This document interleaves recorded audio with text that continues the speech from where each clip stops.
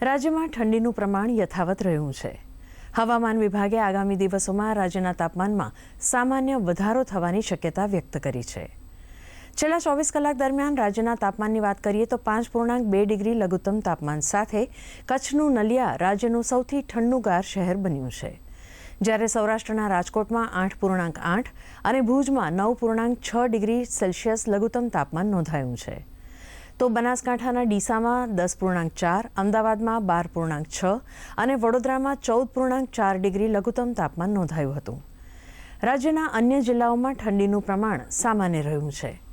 બીજી તરફ હવામાન વિભાગે દિલ્હી, પંજાબ, હરિયાણા, ચંદીગઢ અને ઉત્તર પ્રદેશમાં આગામી 2 દિવસ ગાઢ ધુમ્મસ રહેવાની સંભાવના વ્યક્ત કરી છે. તો બિહાર, ઉત્તરાખંડ, ઓડિશા, જમ્મુ કાશ્મીર, હિમાચલ પ્રદેશ, પશ્ચિમ બંગાળ, સિક્કિમ, આસામ અને મેઘાલયમાં આગામી 3 દિવસ ગાઢ ધુમ્મસ રહેવાની શક્યતા છે.